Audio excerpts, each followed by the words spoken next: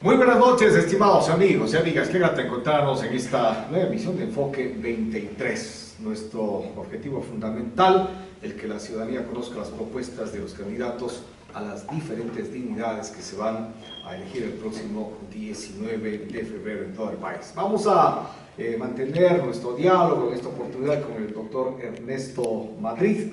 Él es el candidato por lista 5, Compromiso Social por el Distrito Centro-Sur de la ciudad capital.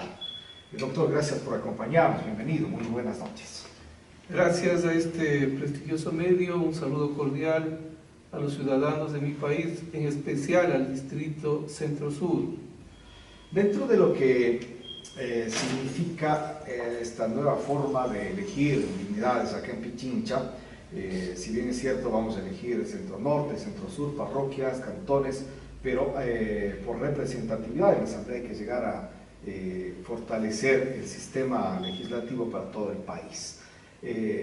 ¿Cuáles son las propuestas fundamentales que tiene usted para que la ciudadanía las considera y pueda favorecerle con el voto? Nuestras propuestas van encaminadas en especial a legislar el beneficio del trabajo, de la salud, de la seguridad, justicia y del desarrollo productivo.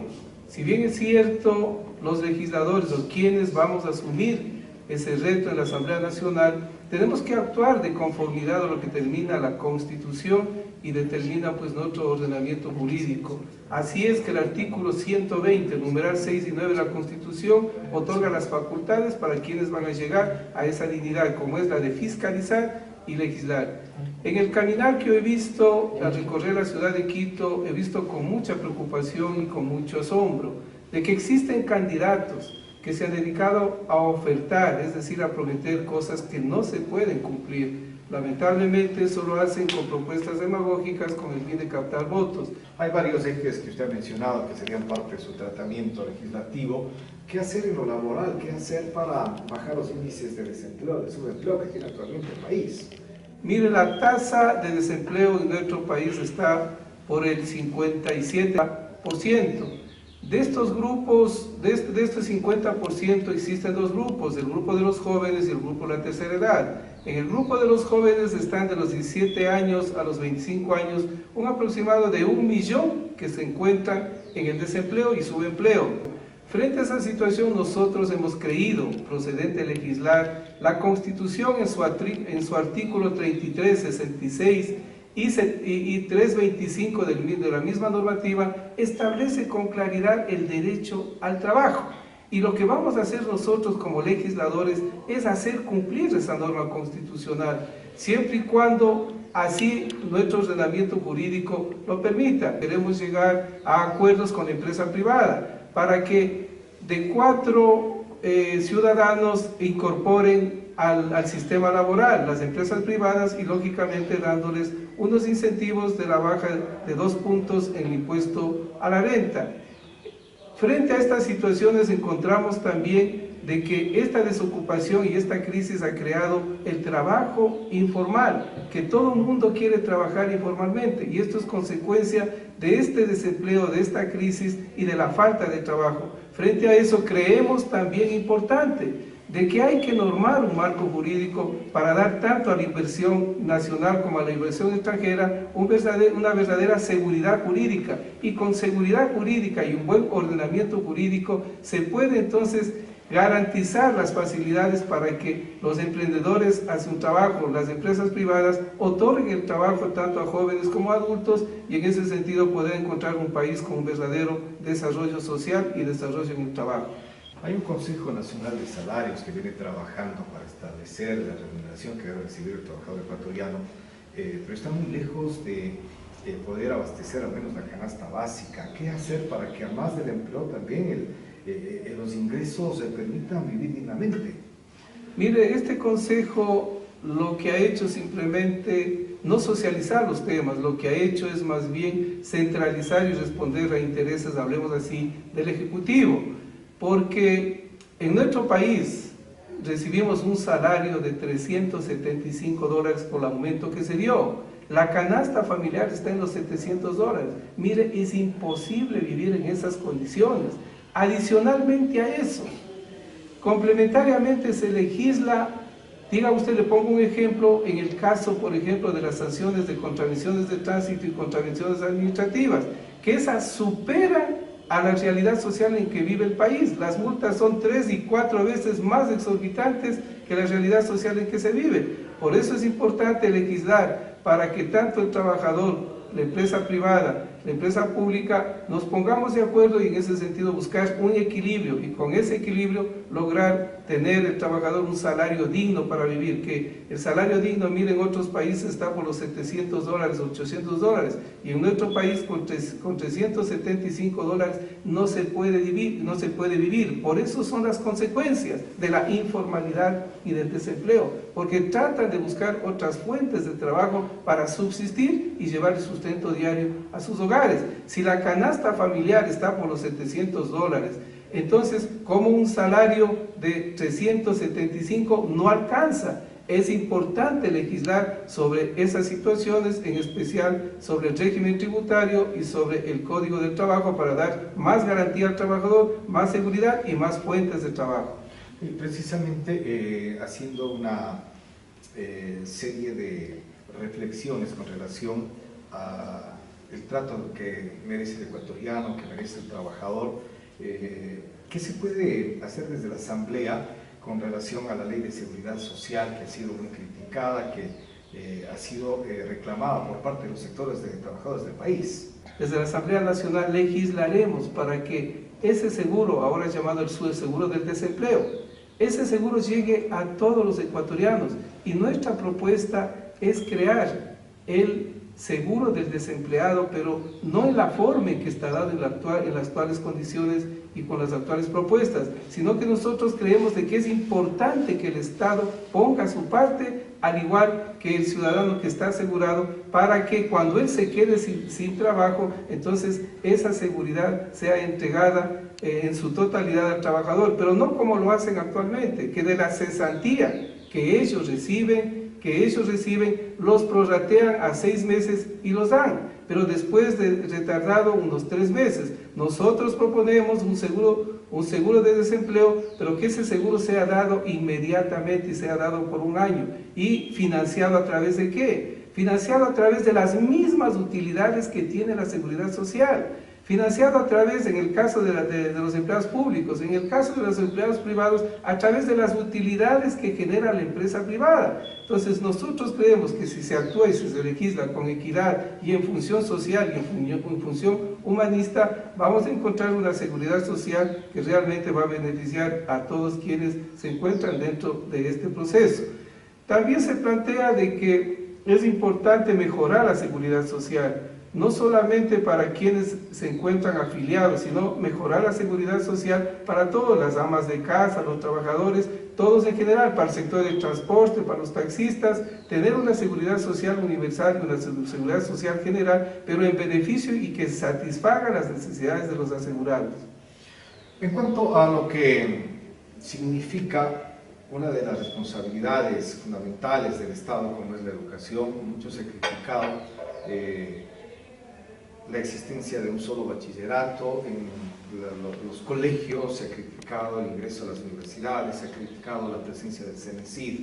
¿Qué se podría hacer desde la Asamblea Nacional para modificar esto que ha sido un pendiente a lo mejor del actual régimen? La Constitución garantiza tanto el derecho al trabajo como garantiza el derecho a la educación, y está contemplado en su artículo 27, 28, 358, 348 y 349, 350 y 357 de la Constitución. Por la educación hay que hacer mucho, porque si bien es cierto, la educación es el pilar de la excelencia del ser humano, para darles las capacidades, para darles pues una educación de primer orden, pero lamentablemente en la actualidad esto se ha visto controlado por un poder ejecutivo, es decir, que su autonomía, su independencia y su gratuidad ya no son propias de las universidades de educación superior, sino dependen ya de otro organismo, como es la Secretaría Nacional de Educación, como es el Consejo de Educación, como es el Consejo de Acreditación y Evaluación, que estos tres sistemas de educación lo han controlado al estudiante para darlo eligiendo la carrera que debe seguir y darlo a ellos, pues, en ese sentido, controlar lo que el estudiante debe hacer. Creemos nosotros de que es importante reformar esta parte sobre la Ley de Educación Superior para que estos tres sistemas de educación se hagan uno solo y no se burocraticen en definitiva en forma general, y darle y regresar la autonomía a las universidades. Mire, la autonomía, si está contemplado en la Constitución, quiere decir que la autonomía lo tienen las propias universidades. La gratuidad, cuando el estudiante va a presentarse a las universidades y se encuentra que no aprobó, que supuestamente no aprobó, entonces ellos son enviados a otras provincias y ya no existe la gratuidad porque el propio estudiante tiene que financiar su educación en otras provincias. Creemos importante de que hay que reformar sobre este tema. Adicionalmente a esto, si las universidades públicas, las escuelas politécnicas, los institutos técnicos, tecnológicos, queremos nosotros darles las facilidades de caso y legislar para darles una infraestructura de primer orden, darles una tecnología de primera y que nosotros hemos venido a las universidades públicas, en especial de provincias, porque las universidades públicas se encuentran constituidas de jóvenes de provincias. No, si bien es cierto, los insertamos e incorporamos a la educación de excelencia, pero no les estamos incorporando a su alimentación para que ellos puedan salir adelante. Y nosotros creemos y vamos a legislar para darles a los jóvenes los comedores estudiantiles que sea por norma general. Adicionalmente a eso, el país saca del país a estudiantes a otros países para que se preparen. Nosotros vamos a legislar para que nuestros estudiantes que salen de las universidades y terminan las carreras tengan por primera vez la universidad pública internacional en el país, para que ellos se especialicen y eligen lo que ellos quieran.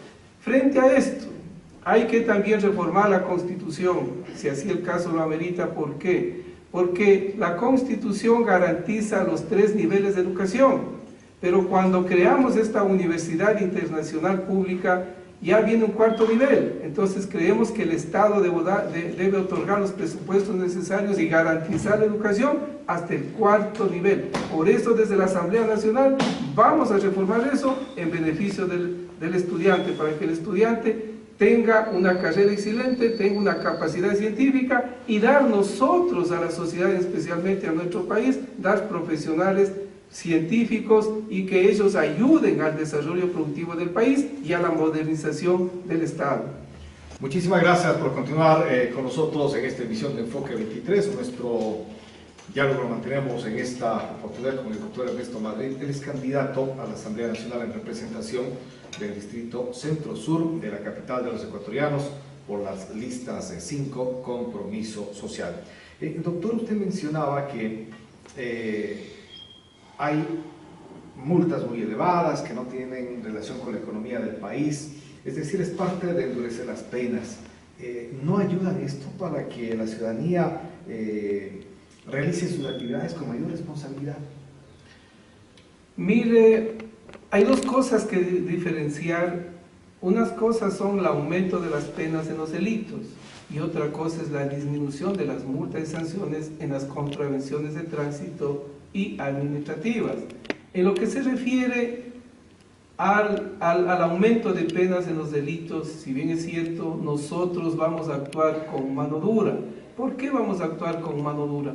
Porque no es posible que uno cuando sale a la calle o uno es víctima de muerte y en especial las niñas o las mujeres de muerte y violación, y no es justo que se le ponga una pena de 20 años y que si vamos al procedimiento jurídico, el procedimiento abreviado va a la rebaja de penas, aceptan el delito y les rebajan a 10 años.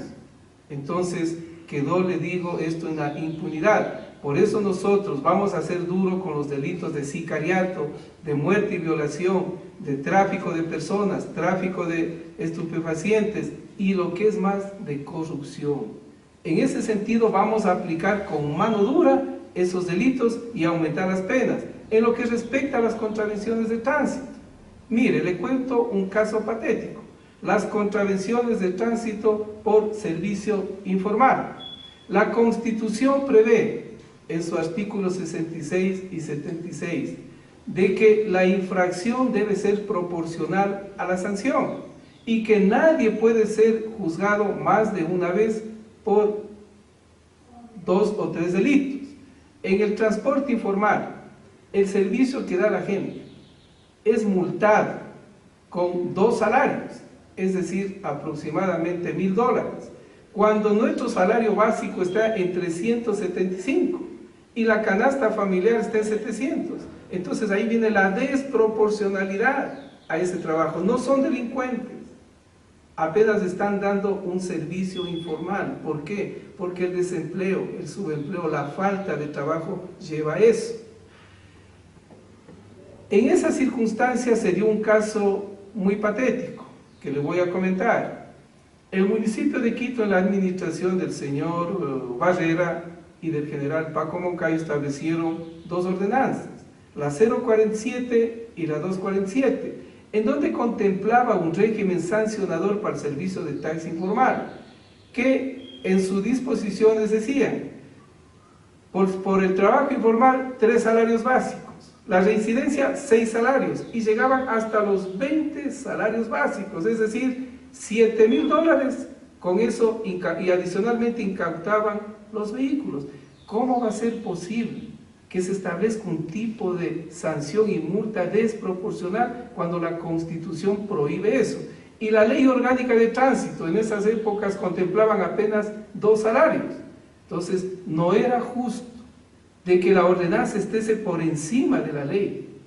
La jerarquización de sus normativas, el artículo 425 establece con claridad de que primero es la Constitución, segundo los tratados internacionales, tercero las leyes orgánicas y ordinarias, cuarto los reglamentos y quinto las ordenanzas. Por lo tanto, si la Ley Orgánica de Tránsito decía 2 salarios, no podía la ordenanza contemplar 3, 6 y 20 salarios.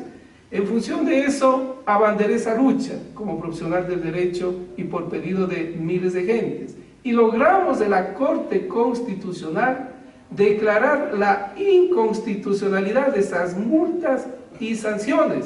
Y se le dio un plazo al actual alcalde.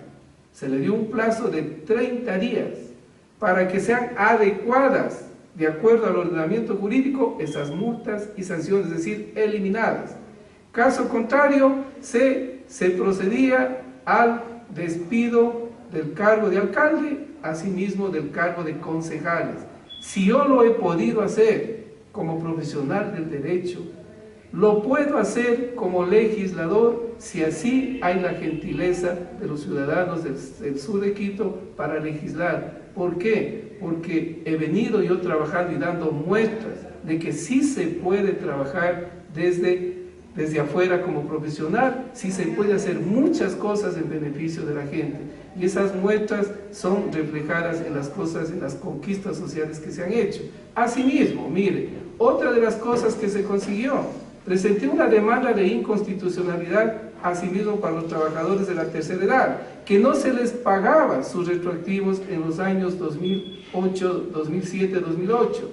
Y logramos, a través de un proyecto que les ayudé a hacer, a que esos pagos sean considerados y se les cancele su totalidad. Asimismo lo hice por la Confederación de Militares en Servicio Pasivo, que tampoco se los pagaba sus adicionales 2008-2009. También logré del Congreso Nacional con 100 votos de que ellos se adhieran al proyecto que se envió y faculten el pago que a ellos se les hacía.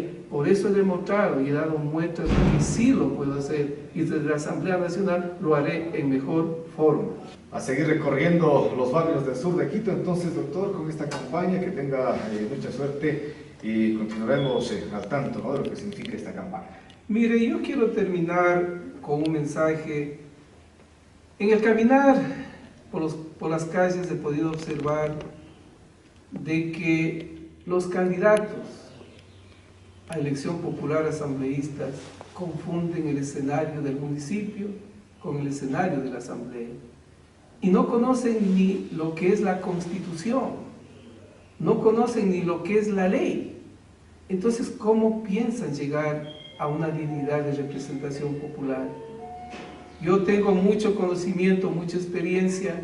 Yo aspiro a que la gente vote con madurez y responsabilidad, a que vote por un nuevo movimiento, un nuevo cambio, porque es importante ese cambio. Yo no he querido simplemente quedarme a la expectativa de lo que pasa en el país, sino quiero contribuir con mis ideas, con mis propuestas a un mejor país, porque eso es lo que queremos los ecuatorianos, un nuevo país. Por eso les invito a votar por la lista 5, por Nuevas Ideas y Fuerza Compromiso Social, Distrito Sur. Muchas gracias. Muchas gracias también a nuestro